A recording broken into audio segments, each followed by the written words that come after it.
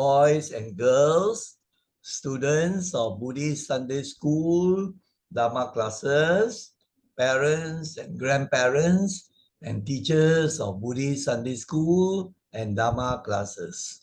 A very pleasant evening to all of you. We are going to have a Buddhist story entitled Wise Advice for Good Health.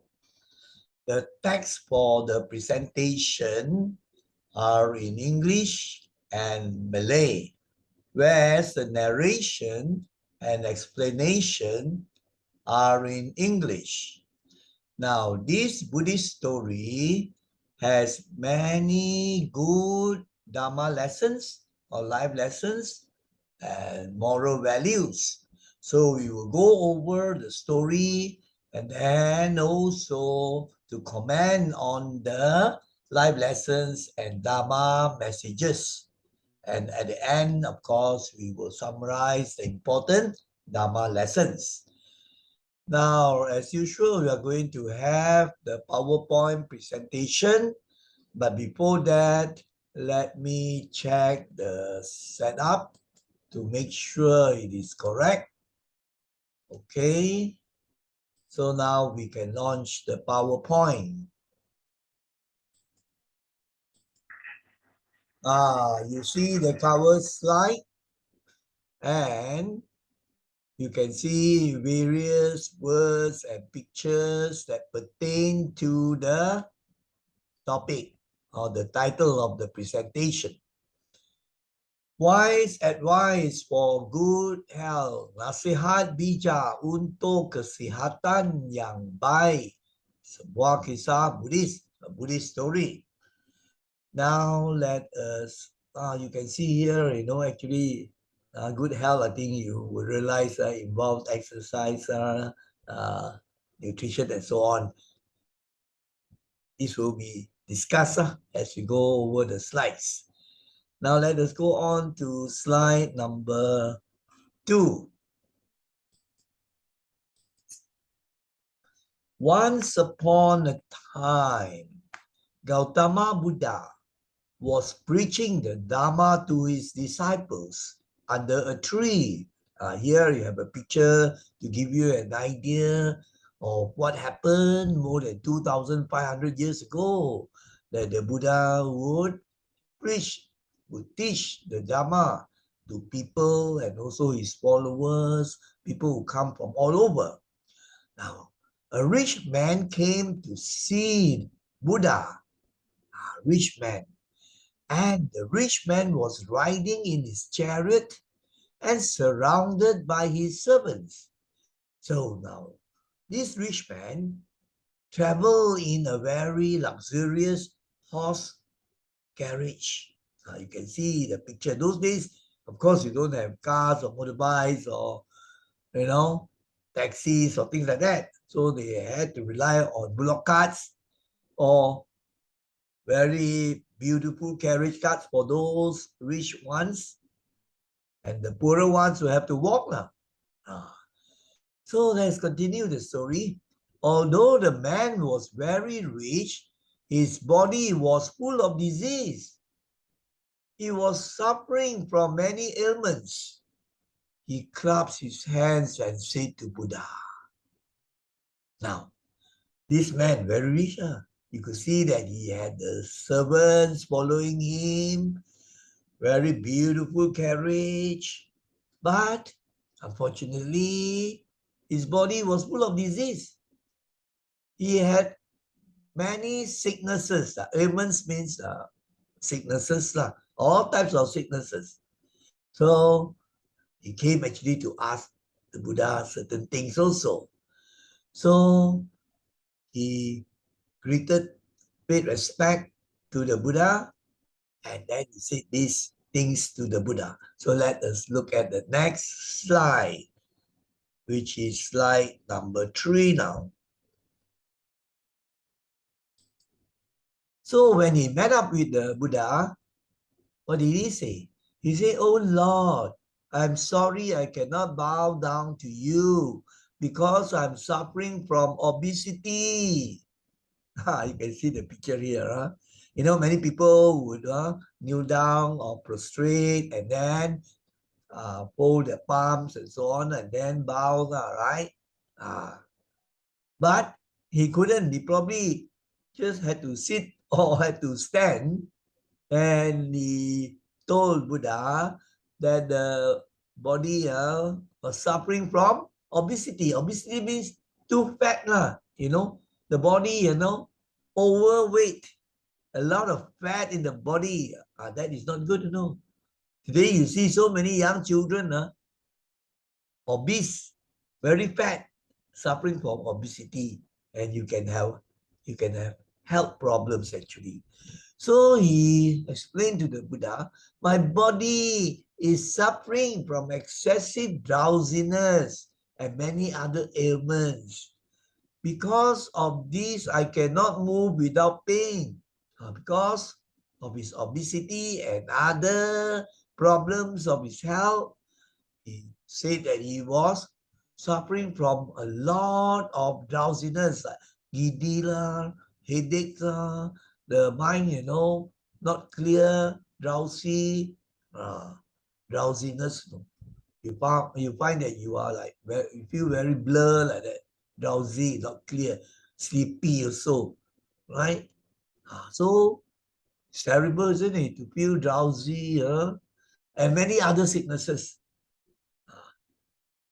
And then he could not move. He could not move without pain, He had to move very slowly. Of course, he came with a horse carriage. But now he had to walk a distance to meet with the Buddha, and he faced the pain. So Buddha looked at the man and seeing the luxuries with which the man was surrounded, Buddha asked him, what do you do, my friend? So Buddha, very compassionate, looked at the man. Of course, he could see that he was very well dressed.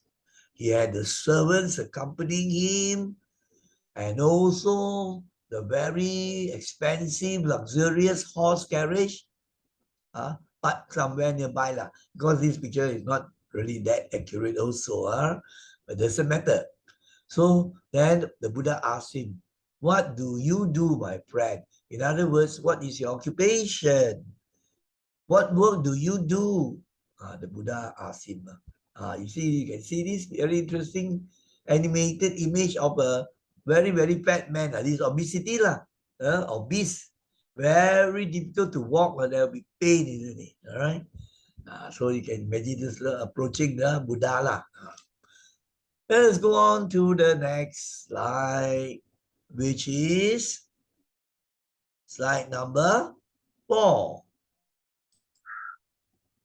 The rich man said, because the Buddha asked him, what do you do, isn't it? What is your work? He said, I have so much money given by my ancestors, so I don't need to do any work. Whenever someone comes to us for money, I lend money out on interest. I've got all the wealth and servants, but not good health. My body has become a home to disease.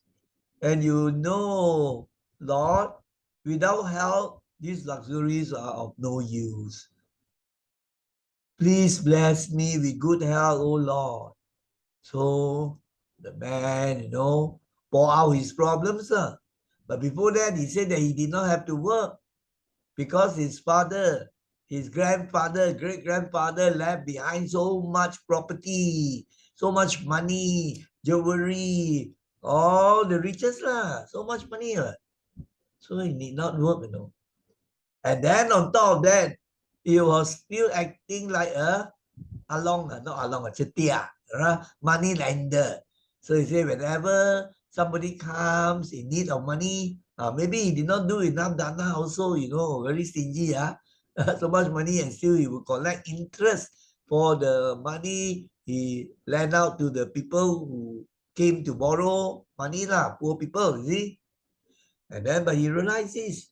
He said, I've got all the wealth, with all the wealth and servants, but not healthy. Lots of sicknesses. What's the use in it? You have to realize this very important point. If you have all the money and wealth, but you don't have health, you always have to lie down on your bed, so sick, can't eat properly, can't go and pass your motion properly also, can't sleep properly. Is it worth it? No use, isn't it? So that's why you see there is a saying, health is the greatest wealth. So you say his body now is attacked by sicknesses and diseases. And he knew that he said, without good health, all the luxuries, all the money, no use to me. So he asked Buddha to bless him with good health, He didn't have enough Dhamma, right? So he thought Buddha like a miracle worker. May you have good health and one shot you'll be healthy. It's not like that. It's cause and effect.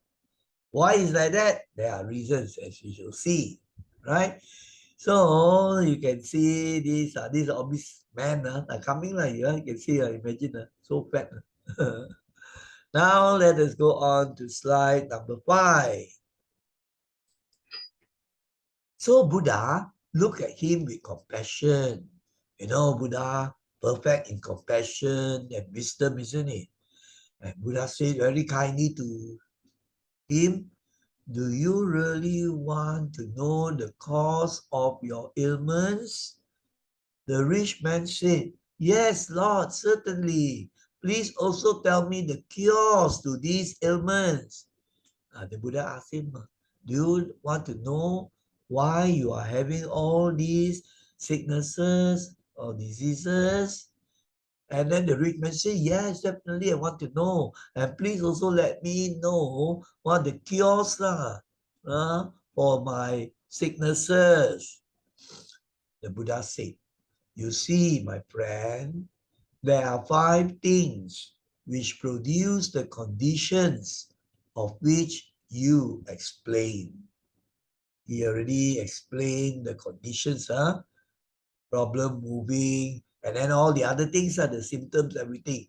And Buddha, of course, he knew the reasons. So he was going to teach him the 5 things that would bring these terrible conditions to a person, so much so that he would not have good health, right? So this man was getting ready to listen. Of course, maybe when he was, telling the Buddha, he was so sad and like crying. So I put in just 2 images of people crying. All right, now let us go on to slide number 6. All right, slide number 6.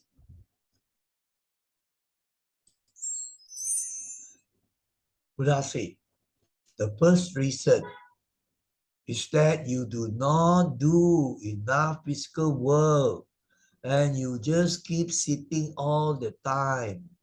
Due to this, your body is becoming obese. That's the first point, which is a very good lesson for all of us. That we sit often sedentary, lack of exercise basically, lack of doing physical work, and that can affect your health. And today, we see many people, including the young ones, lack exercise and physical work. They spend so much time watching the TV, Facebook, smartphone, playing the games, right? So sitting down and playing for hours, all those games are lacking exercise. How many of you go out to do jogging or walking or playing badminton or football or basketball? Not many, isn't it? So young and old also many like exercise. Of course, when a person is older, like for me now, I have to do walking like every day. I will do walking and some body exercises lah. Those days I could go jogging, but now when you are getting older, you have to adjust lah. But those young ones, the students should be playing some games or going for jogging or swimming. So the Buddha advised him. So first of all, you have to engage yourself in some physical work in which physical labor is involved. In other words, you must have motion, right? must exercise your muscles. The various parts, your hands, your legs, and so on. So you must do, I've given two examples. Like for example, sweeping the floor, helping in the housework. Now, how many of you young ones help your family physically to clean the house? Sweeping, mopping, tending to your garden, uh, cleaning up after the meals, or maybe washing the dishes. So all this, how many of you do? Probably you are so lucky, you find that it's dangerous. After makan, you just sit down again and watch the TV or watch the things in your smartphone. So you don't have physical work. That's very dangerous. So you develop obesity. And then some, as they watch the TV, they eat the junk food, lagi teruk lah. So that was what the Buddha told him lah. So let us see what the next slide tells us. That is slide number 7. The second reason is overeating. Food is needed as much as is sufficient for our body. Always eat a little less. Do not eat until you are full. Eating more can harm your body. Now, this is a very good piece of advice that many of us overeat. So when we, become fat, and then you can suffer from a lot of sicknesses because you are fat, like maybe high blood pressure or breathing problems, stomach problems, all sorts of ailments.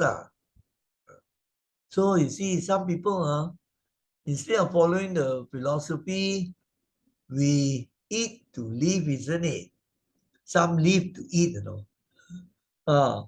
So you see, one day, how many times you will eat? Breakfast, then after that you have a tea break, maybe around 10 a.m. In school, of course, you go to the canteen, right? And then after that, you have lunch. Then after that, 3 o'clock, 4 o'clock, you have tea again. And then after that, you have dinner.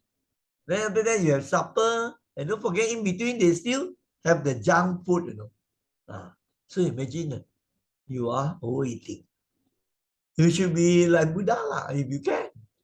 Or the monks who are cultivating properly, they only take maybe 2 meals a day. Morning breakfast and then lunch before 12. And that's all. You can drink water or maybe make some drinks. You can. You see, then you can be more healthy.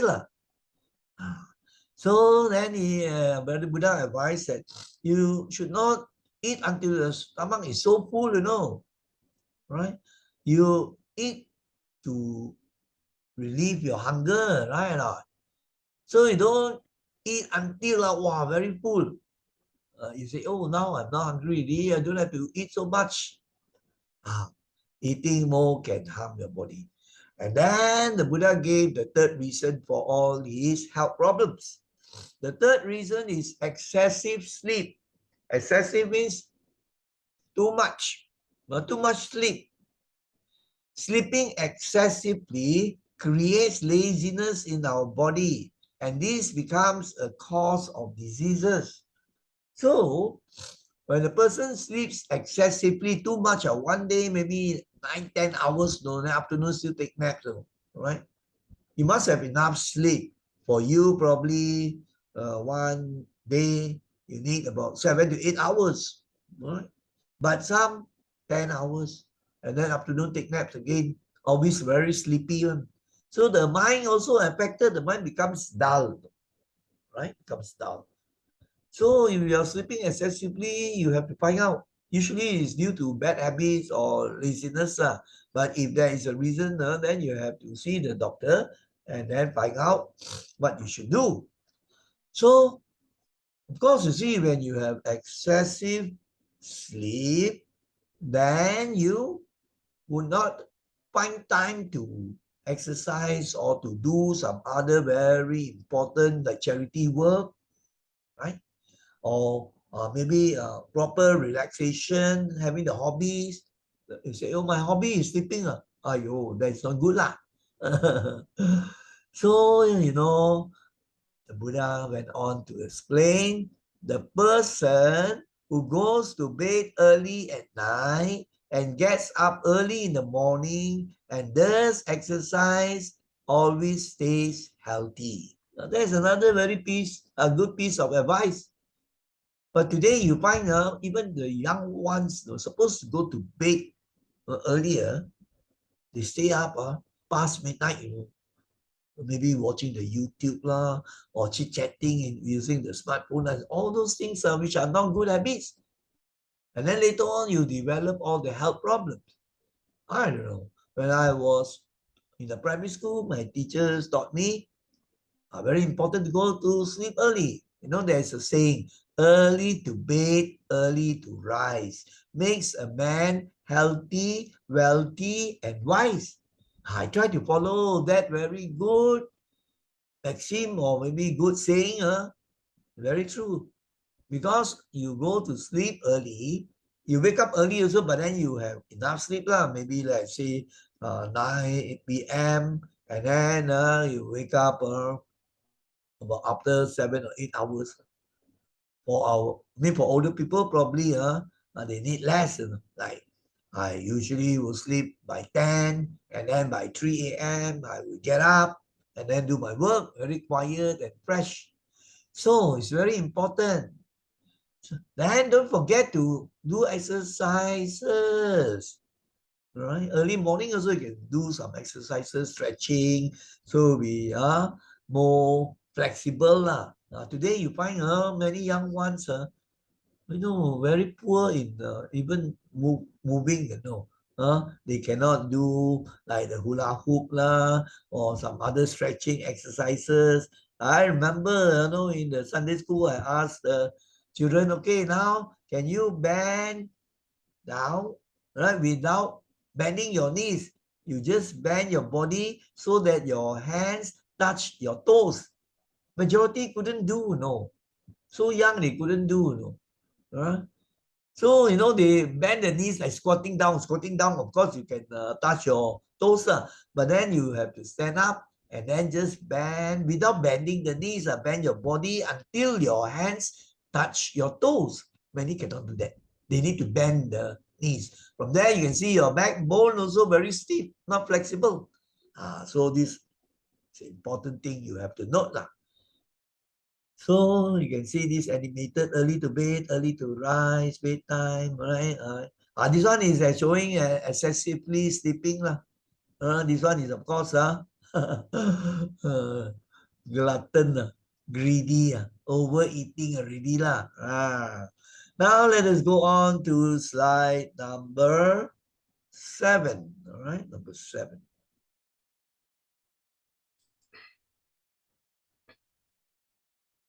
Oh, this is slide number. Just now was number. Let's see, what was it just now? Just now was the second reason, isn't it? So how come you get another? Because it covers the other. Third reason is given excessive sleep here already.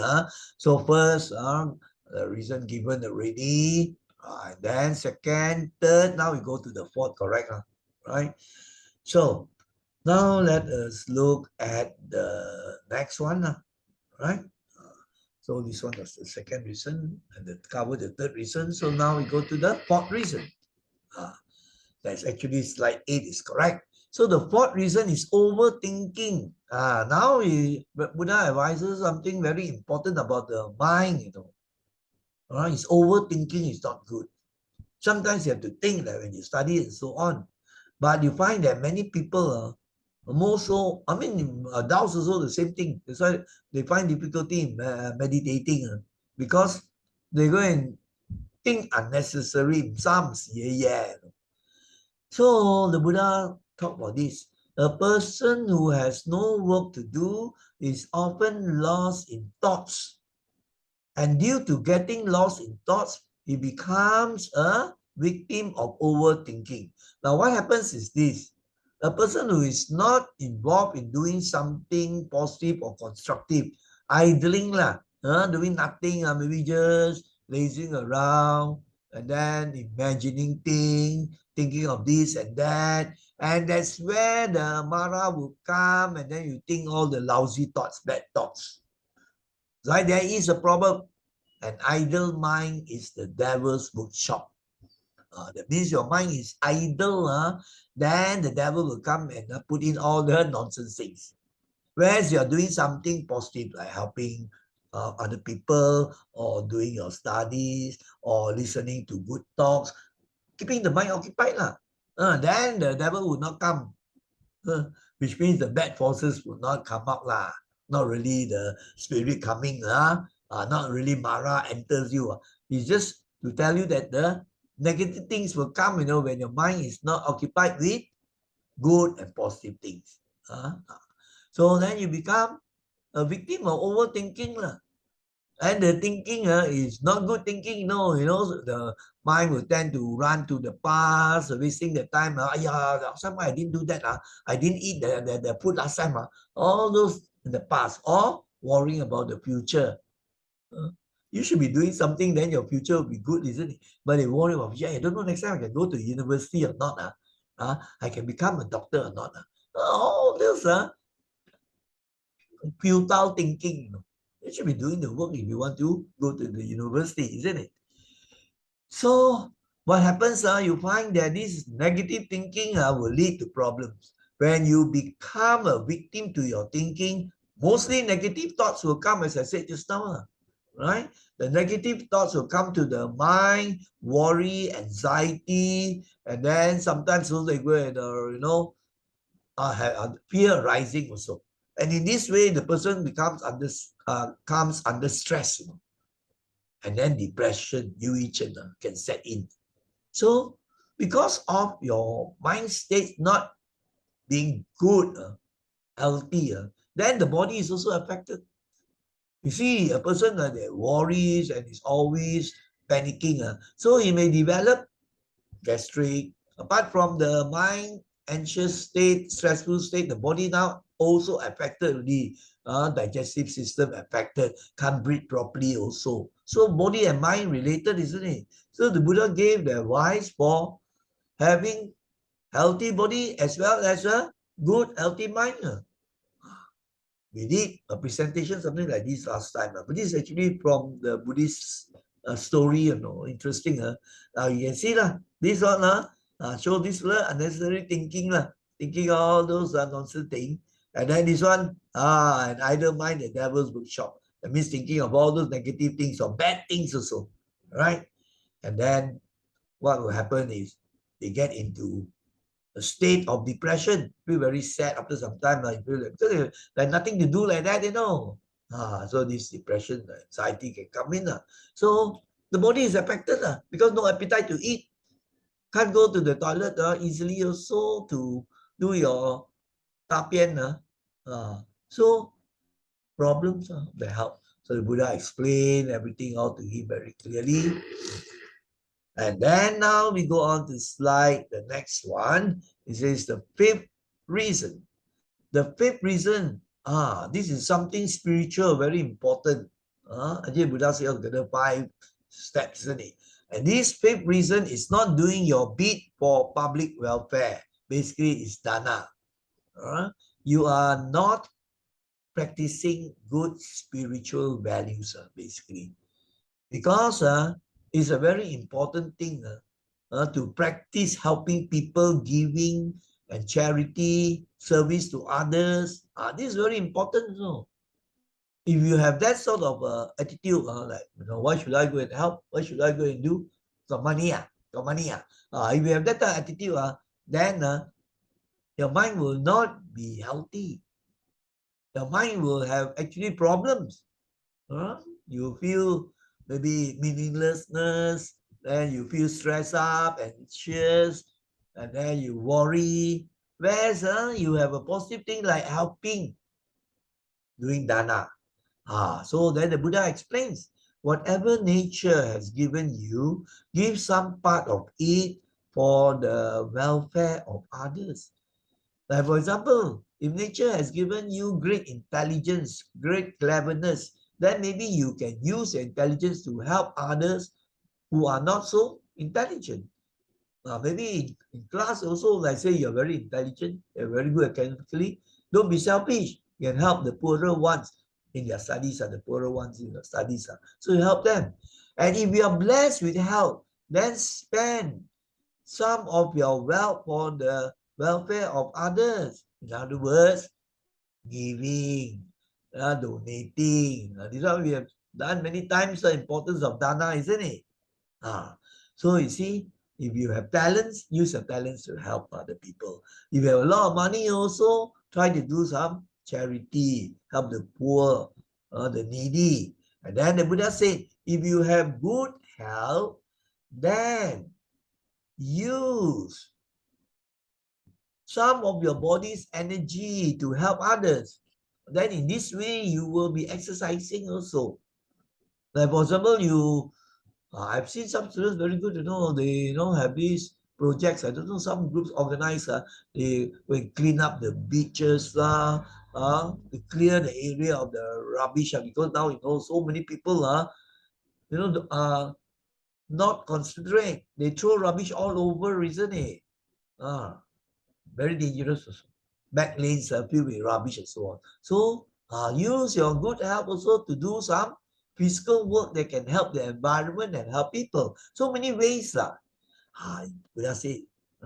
So by doing all these things, your mind will feel very happy. You will get satisfaction and joy. And you will get the blessings of others. Other people very happy because you have offered help, isn't it? This actually do good, and good comes back to you. So this will help you to have good health and live a happy life. Very important advice. So if you can follow this advice, then you will not only have good health, but it will also prolong your health. You can have a longer life. Of course, it's related if your health is good, all right? And then, of course, you have good karma also. Then you can live longer.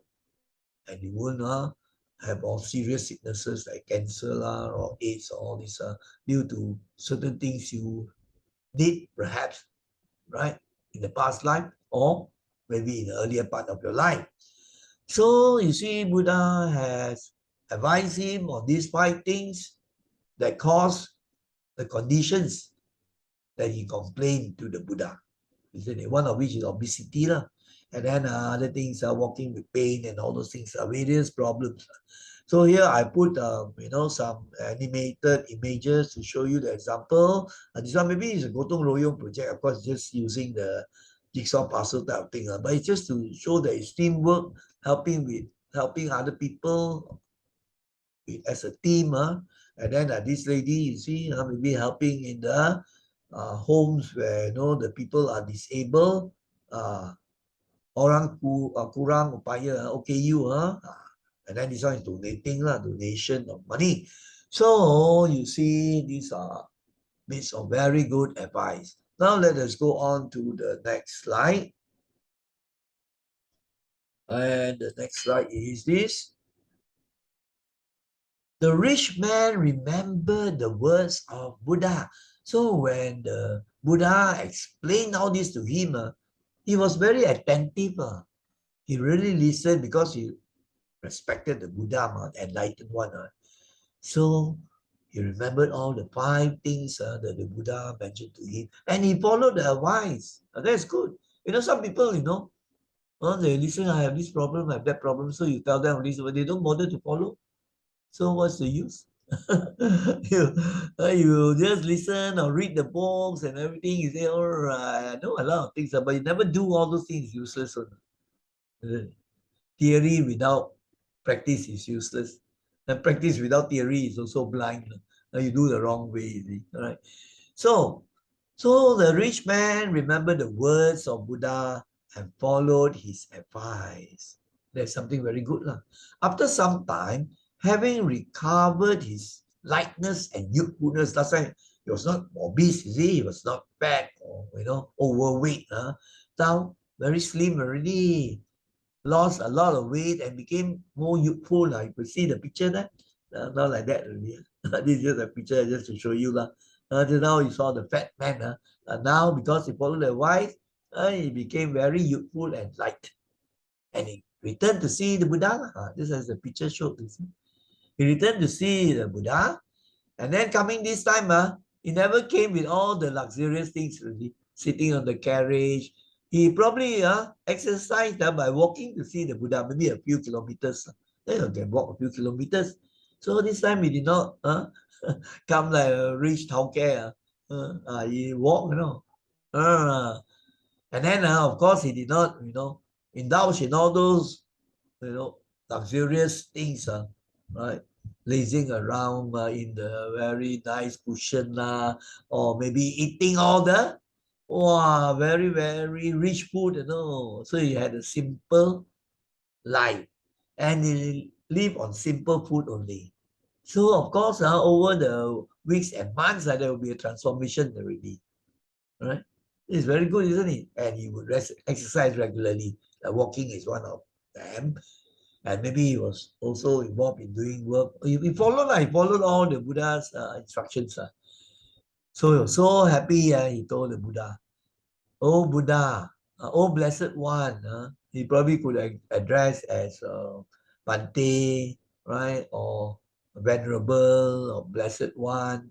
So many ways of respecting, paying homage to the Buddha with the correct address.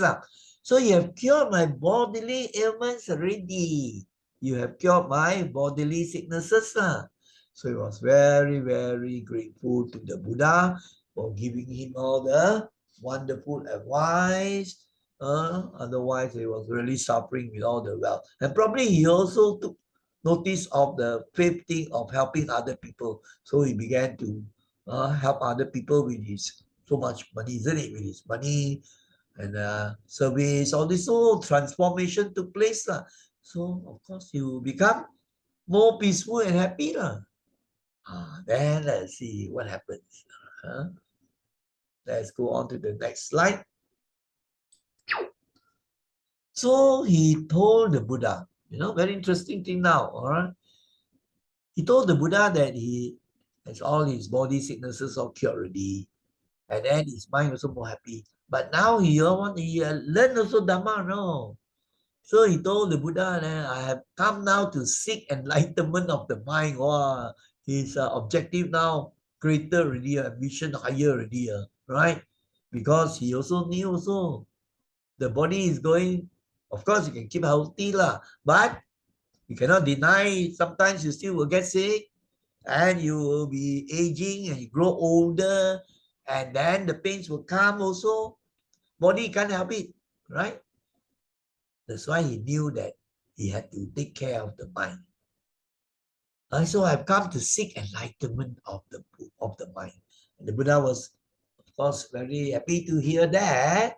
And the Buddha said, the worldly people nourish their mind, but the wise ones nourish their mind. The worldly people nourish their body, but the wise ones nourish their mind. That means people who are just very worldly, concerned with the mundane affairs of the world, like enjoying yourself, see good things always going to see movies eat good food buy good perfumes to smell hear all the very fast hi-fi music all these are to enjoy themselves it's nothing really wrong, but then if you only do that overdo that those things only and never take care of the mind then one day dukkha will come, right? Like overeating, for example, and then doing certain wrong things. So, but the wise man, they know that between the body and the mind is more important. So you have to nourish. Nourish means to something like, nourish body, give body good nutritional food, right, to take care of the body. And then there are ways where you have to nourish the mind, just like giving food to the mind, but not the physical food, but like meditation, listening to the Dhamma, chanting. All these will be nourishing the mind, right? Learning how to relax in the proper way. So the Buddha explained, those who are engaged in enjoying only the worldly pleasures, right? Just enjoying all these worldly pleasures, eating lah, listening to music lah, going to the karaoke so often lah, and then going shopping lah, all these worldly things lah. Not to say you cannot do it, but over the limit already, not balanced. Like most of the time spent watching TikTok lah, or YouTube lah. Not to say you cannot watch those lah, but you must have time also to nourish the mind. So they're enjoying themselves, all these with worldly pleasures. Then Buddha warned, they work their own destruction.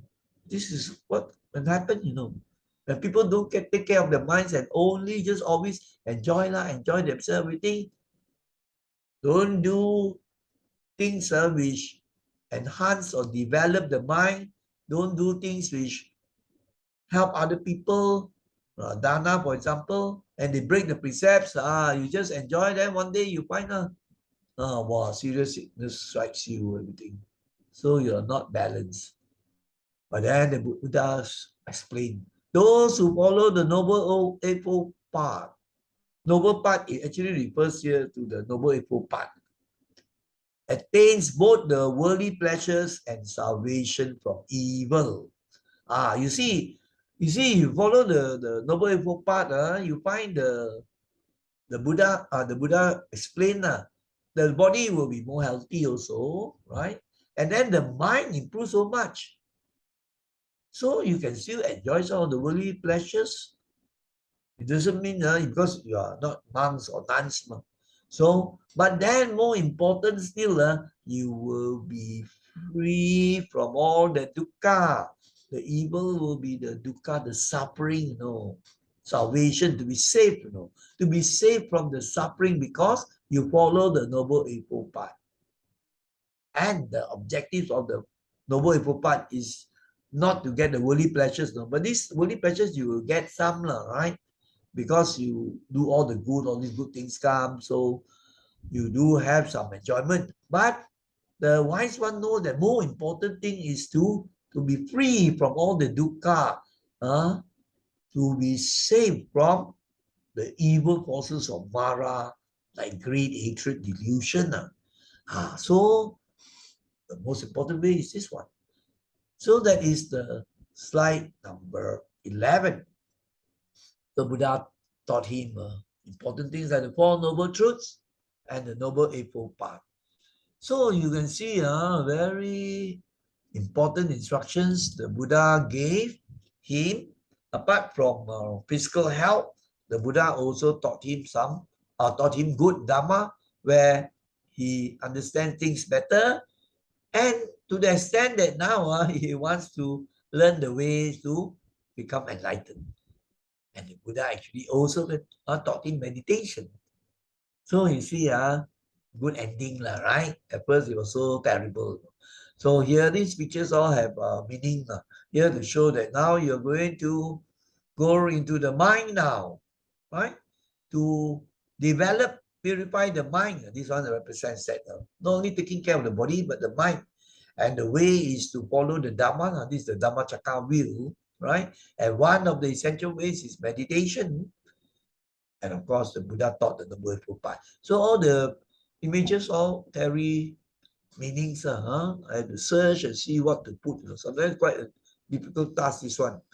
Now let us go on to the final slide.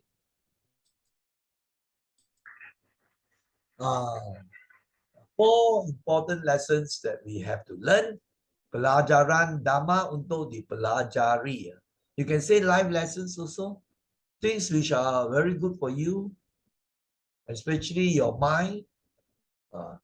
Then when you follow this, you find you lead a wise life, a worthy life, and things will turn out good for you. You'll be more happy, peaceful, and all those things. So the story is one thing, but now let us discuss the Dhamma. Now let us look at the first one. We are all made up of mind and body. All sentient beings, living beings, belong mind and body, animals also. But here now we focus on human beings, right? You can relate this. You have your mind, you have body. And these are always changing. They are impermanent. Look at the body. You think your body can be as young as you are now after 20 years? You will age, isn't it? Right? So, birth, aging, and so on, these will happen. So all these are impermanent. They will change. So you understand this. So when certain things happen, you will be more patient on your body. Of course, you try to take care. So not so bad, right? But still, even Buddha also had to suffer the pains of old age or sicknesses. But the mind, different. The mind you can train and develop to the extent that you reduce the suffering. Your body pain, but mind not painful. The mind already developed to such a good extent. Of course, you're enlightened. There's no more suffering of the mind. Right? So remember this point of impermanence. Even mind also will be changing. Hopefully, your mind is changing for the better, going up and up. Maybe eventually become Arahant. When your mind changes, maybe you already cut your greed, you cut your anger, hatred, jealousy, ill will, and you cut your pride, your ego, your conceit. Then your mind is changing for the better. But many people you find going backwards, they do more bad things. They become more greedy, more proud. So you find that which way you want to choose until you reach the perfect state, the enlightened state of the Buddha. So that is the first Dhamma lesson you have to learn. Now let us look at the second one. Suffering in the body is inevitable. The word inevitable means cannot be helped. Tidak dapat dielakkan. When we have a body, definitely the body will get pain from time to time. Can you tell me one person who has never got sick from the time the fellow was born? No way, isn't it? No way. Everybody, from the time you are born until you die, then you will have sicknesses. But some more fortunate, better blessings, maybe due to good deeds of the past, and then also taking care of the health this life, as this story tells you, then they have less sicknesses. I didn't say none, less, not so often.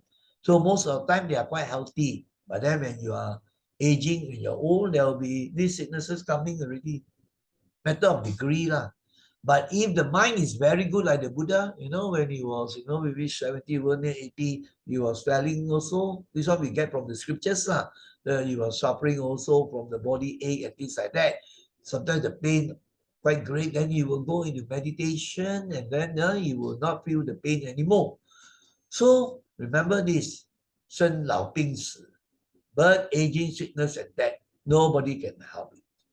So when you have these sort of problems, like of pain because of sickness, then of course, you take the steps of going to see a doctor and so on. But you cannot immediately get rid of this, isn't it? Then you understand this is a natural thing, then you become more patient. Then your mind will not suffer so much. Otherwise, you mangstang against it, so terrible, you complain this and that, body suffers, mind also suffers. Then you find double suffering. Right? It's a very important Dhamma lesson. So let us now look at, no wonder maybe now you think of it, this person has learned this already. The fat man became youthful already after that. That's why he came to see the Buddha, say now he wants to learn how to become enlightened. He knew already. The mind is important that you have to get out of this samsara of suffering. Because the ending, you see, was different already. He was concentrating more on the mind already. Right. Now let us go on to the Dhamma lesson number 3. Suffering in this is what actually I mentioned already. Suffering in the mind can be lessened and stopped. Right? You can lessen the suffering of the mind and eventually stop it. No more suffering. That when you become enlightened, you get rid of the mental poisons, or you sometimes say the Mara forces, the evil forces that cause you all the problems in the mind, right? Worry lah, anxiety lah, fear lah, right? And then boredom lah, depression lah, and stress lah. All those things there must be causes, isn't it? But when we learn the Dhamma and you practice the ways, then the suffering of the mind become much lesser, smaller and smaller. You don't feel worry often already. Once a while maybe lah. Even exam tests, you feel not frightened also. Because you understand Dhamma already, then you, of course, you work hard also, everything, then you just go and sit. Isn't that very good? Then you want to face with something that's to come, you don't worry about the future already, isn't it? You just do the preparation, whatever comes, you do it. So it's very, very good, isn't it? And how do you do it? Through what we call bhavana. There are three things very important that we need to practice. Dana, Sila, Bhavana. Dana, it can be translated as charity, helping, giving, donating, serving others who are in need, generosity. These are various terms for the beautiful word Dana. Charity is one of the translations. So practice this. Then the next aspect we have mentioned many times, morality is sila. Sila, morality. Remember? I say, you have to observe the 5 precepts. No killing, no stealing, no sexual misconduct, and then no lying, and then no taking of alcohol or drugs.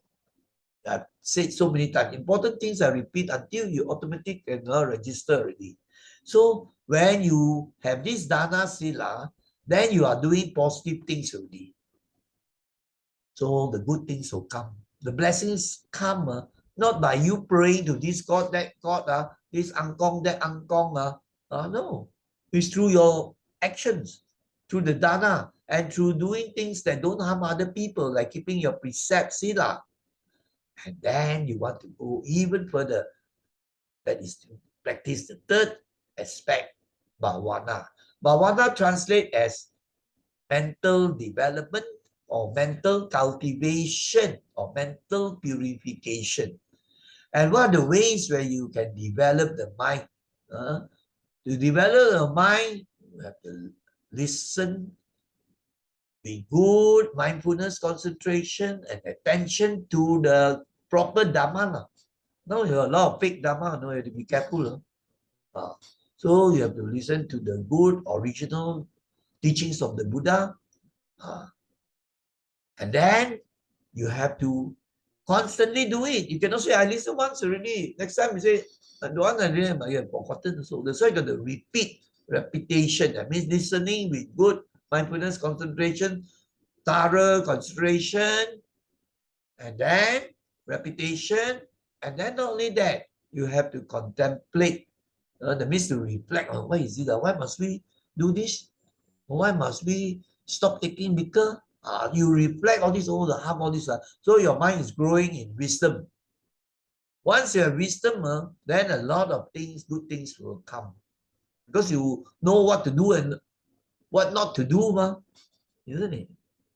So the bhavana is the most important.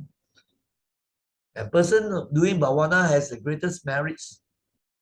It's the most difficult to do. Dana easier, right? Bhavana, and then meditation. So meditation is an integral part, essential part of bhavana. So when you practice this bhavana, then you find the mind is growing in wisdom, compassion, and then peace, joy, all these things come. So when you listen many times, then you reflect, then you test out and see, then you have confidence and go on. But many people don't have the patience. Many not interested, they are more interested in the worldly things only. So time will come and they get regrets. So this is this very important Dhamma lesson, the third one, right? Now we go on to the fourth and the final Dhamma lesson. Now we are talking about the wise ones and the fools or the foolish ones. We compare. Now, wise ones, what they do, because they know, they learn the Dhamma. So they take care of their body to be healthy. We cannot say, oh, mind is more healthy, body don't bother. Then you become sick, how are you going to take care of your mind? Both important. But more important is mind, yes. But body also have to take care of. That's why the Buddha gave the advice, exercise, not excessive sleeping, and then no overeating, all this stuff to take care of the body. If you have a healthy body, then only you can meditate or you can listen with good attention, isn't it? So wise ones take care of their body to be healthy so that they can develop the mind. Imagine if a person is very, very sick, you ask him to sit up and meditate, you cannot. So that's why sometimes the old people are very difficult already to meditate. So if you start younger, better still. All right. Many people say, never mind enjoy my life when I'm 60, 70, then only I meditate. Then you pass 40, 50, or the sicknesses come already, you don't feel so well, the body aching, you cannot sit upright, and then you have these joint pains and so on, then you can meditate. But if a person has been training from young, the mind develops so good already. And when the mind is so good, then his body also tends to be more healthy. So provided it doesn't have some bad karma from the past, right? So that's a very important thing. So the wise one have this correct vision, take care of the body so that I'll be healthy. And then he knows that now, with a healthy body, he better start developing the mind so that the suffering can become less and less and finally end the suffering and become enlightened, reaching Nibbana. No more rebirths of suffering. You reach the highest state of Nibbana. Perfect peace, perfect happiness, perfect wisdom. That is the state of Nibbana. And these cannot be obtained just by praying here, praying there. It's by work, hard work. And the most important one is the bhavana. So you see that wise one know this, so they walk the Noble Eightfold Path. That is the only way. If you want to become enlightened, right? Enlightened, you must walk or practice the Noble Eightfold Path of Sila, Samadhi, Panya. Sila is morality. Samadhi is making the mind concentrated, to train the mind to be able to focus, to attain a state of stillness, so that the power comes and you find that the mind becomes clear. So this is a training of samatha meditation or concentration meditation to develop the mind. And then the last one, panya. Panya means wisdom. And wisdom is not obtained again by just praying. As I've told you already, the wisdom can come through your learning the correct Dhamma with full attention, wise consideration, and then to repeat, repetition, and then to reflect and to practice. Then you will only be able to get that wisdom. So now that is basically the Noble Eightfold Path that you follow. So now I've spoken for about an hour already. So I've come to the end of this. Based on the story, we have so much of a Dhamma discussion. That's the most important part. So those that watch the PowerPoint only without following the audio narration or oral narration, then you will miss a lot of the Dhamma. But you must have the affinity, the yen. So anyway, I hope if you find it beneficial, then you can share with your friends this presentation, and that is a very, very good meritorious session. So before we say sadhu 3 times, right, I would like to take this opportunity to thank all the students, right, of Dhamma classes or youth members and also all the teachers, parents, grandparents, and all who follow the presentation. So I say sadhu and thank you to all of you because you have sacrificed your time, taken time to follow this presentation and also to practice mindfulness, to listen with patience. So all these are very meritorious actions, right? So let us now put our palms together and say sadhu 3 times. Sadhu, sadhu, sadhu. May you all be well, happy, and peaceful. And may the Dhamma be with all of you, be with you always. Take care.